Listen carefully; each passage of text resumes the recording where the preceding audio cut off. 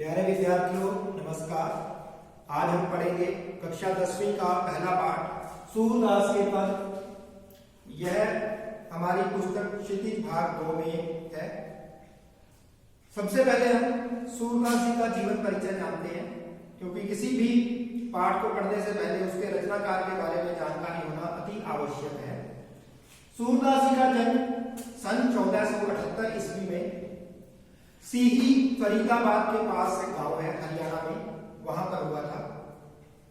सूरदास जी के बारे में एक किंवदंती है। किंवदंती होता है कि दंत कथा जो बड़े पुराने समय से चली आ रही है कि वे जन्म से ही अंधे थे। सूरदास जी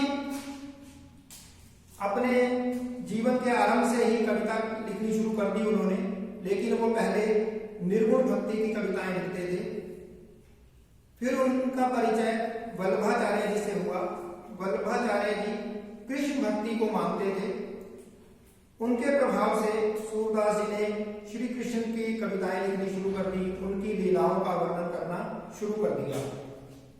सूरदास जी ने अपने जीवन में ऐसा कहते हैं कि 1.25 लाख पदों की रचना की, लेकिन उन पदों को संभाला नहीं जा सका और वे नष्ट हो गए। अभी सूरदास जी की लिखी हुई 3 रचनाएं मिलती हैं।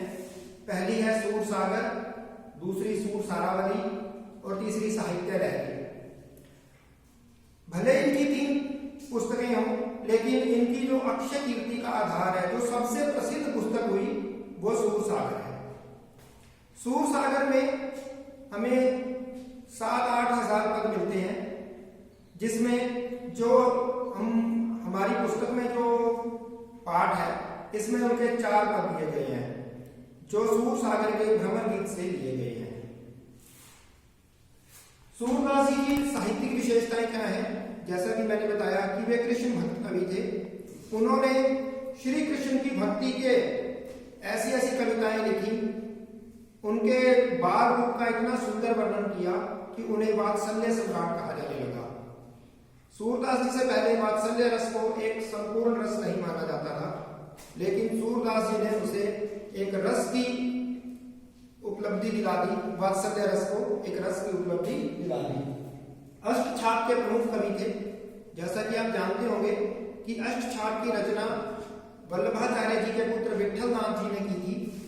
विठलनाथ जी ने 4 शिष्य वल्लभाचार्य जी के लिए और 4 शिष्य अपने लिए और अष्टछाप की रचना की। अष्टछाप का अर्थ होता है 8 कवि, 8 भक्त, जो कि उनके सबसे प्रमुख थे। उनमें पहला स्थान जो है वो सूरदास जी का है। सूरदास जी वात्सल्य रस के सम्राट हैं। इन्होंने श्री कृष्ण की नाना प्रकार की क्रीड़ाओं का वर्णन किया, उनके खेलों का वर्णन किया, उनकी चेष्टाओं का वर्णन किया और माता यशोदा के मन पर पड़ने वाले प्रभावों का वर्णन किया। सगुण भक्ति काव्य में ये विश्वास रखते थे।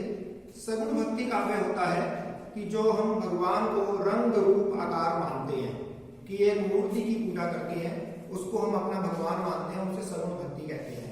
और दूसरी होती है निर्गुण भक्ति, जिसमें यह कहा जाता है कि भगवान का कोई रंग रूप आकार नहीं है। जब हम इस प्रकार के भगवान की भक्ति करते हैं तो वो निर्गुण भक्ति कहलाती है। सूरदास जी भक्ति काव्य में हुए थे। उस समय भक्ति काल था। भक्ति काल में होने के कारण इन्होंने अपनी समस्त रचनाएं श्री कृष्ण की भक्ति को समर्पित कर दी। श्रृंगार रस के श्रेष्ठ कवि हैं। जब श्री कृष्ण बड़े हो जाते हैं तो सूरदास जी उनका श्रृंगार का वर्णन करते हैं, लेकिन उनका श्रृंगार जो है एक मर्यादित श्रृंगार है। उसमें उन्होंने कहीं भी अश्लीलता का वर्णन नहीं किया। श्री कृष्ण को भगवान माना। गोपियां जो हैं वो उनसे प्रेम करती हैं, उनकी भक्ति करती हैं, उन्हें भगवान रूप में चाहती हैं और उनके दर्शन करना चाहती हैं। सन 1983 में सूरदास जी का पारसौली में निधन हो गया। तो ये तो कवि परिचय हो गया। अब हम पाठ का परिचय देखते हैं कि ये पाठ किस पृष्ठभूमि में लिखा गया। जैसा कि मैंने आपको बताया कि भक्ति 2 प्रकार की होती है, एक सगुण भक्ति और एक निर्गुण भक्ति। जहां पर ये 2 भक्ति के प्रकार है, दोनों ही हमें ये भगवान तक ले जाने के मार्ग हैं, परंतु इनमें आपसी विवाद होता रहता था। निर्गुण भक्ति के प्रमुख कवि कबीर थे और सगुण भक्ति के प्रमुख कवि तुलसीदास जी और सूरदास जी थे।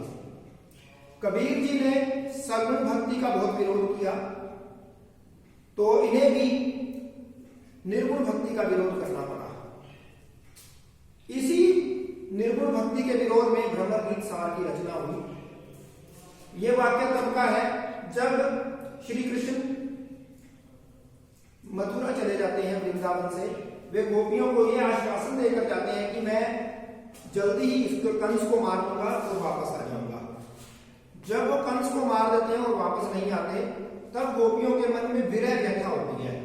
विरह होता है कि जब हम किसी से मिल नहीं पाते, अपने किसी प्रिय से नहीं मिल पाते, तो हमारे मन में जो दुख होता है उसे विरह कहते हैं। तो गोपियों के मन में विरह व्यथा होती है। इस बात का पता श्री कृष्ण को लगता है। उनके एक मित्र होते हैं उद्धव, उन्हें अपने ज्ञान पर बड़ा घमंड होता है। उद्धव को अपने ज्ञान पर बहुत घमंड होता है और उद्धव जो है वो कहता है कि मैं जाता हूं गोपियों को शिक्षा लेके आता हूं। तो श्री कृष्ण उसे भेज देते हैं। श्री कृष्ण जानते हैं कि गोपियां उनके प्रेम में पगी हुई हैं, वो निर्गुण भक्ति को नहीं मानेंगी, लेकिन उद्धव जो है अपने ज्ञान के घमंड में इस बात को स्वीकार नहीं करता और वो गोपियों को समझाने के लिए, निर्गुण भक्ति की शिक्षा देने के लिए वृंदावन आ जाता है। जब गोपियां वहां पर आती हैं, उनसे मिलती हैं, तो तभी अचानक क्या होता है, काले रंग का भंवरा वहां आ जाता है। उद्धव का रंग भी सांवला होता है। गोपियां उद्धव को ही भंवरा मान लेती हैं। भंवरे का क्या काम होता है, भंवरा एक जगह कभी स्थिर नहीं रहता। वो इस फूल से रस लेकर के उस फूल पर चला जाता है, दूसरे फूल से रस लेकर के तीसरे फूल पर चला जाता है। इसी प्रकार से गोपियां ये कहती हैं कि उद्धव का भी यही कार्य है। उसका मन एक जगह स्थिर नहीं है, जबकि गोपियां कहती हैं हमारा मन तो कृष्ण भक्ति में स्थिर है। तो बार बार वो इस बात को उद्धव को बताने की कोशिश करती हैं कि हमारा तो एक ही मन है, हमारे कोई 10-20 मन नहीं है। उधो मन ना भय 10-20, एक हो तो सो गेव श्याम सन, कौन आराधे ईस। तुम्हारे ईस को कौन आराधे, तुम्हारी निर्गुण भक्ति कौन करे। हमारे पास तो एक ही मन है और वो कहां चला गया है, वो कृष्ण के साथ मथुरा चला गया है। तो हम तो कृष्ण की भक्ति में ही रहेंगी, चाहे वो कृष्ण हमें मिले या ना मिले, हम उनकी भक्ति को छोड़ नहीं सकते। दोनों में बहुत ही वाद विवाद होता है, एक दूसरे के तर्क होते हैं। अंत में क्या होता है कि गोपियों की प्रेम भक्ति जीत जाती है, उनका दृढ़ विश्वास होता है, वो जीत जाता है। और उद्धव की जो ईश भक्ति होती है, निर्गुण भक्ति होती है, उसे अपनी ज्ञान की खेप लेके वहां से निकल जाना पड़ता है। वो समझ जाता है कि ये गोपियों को हम नहीं समझा सकते, इनको प्रेम के मार्ग से अलग नहीं कर सकते। तो अभी के लिए इतना ही। पाठ के व्याख्या हम अगली वीडियो में करेंगे।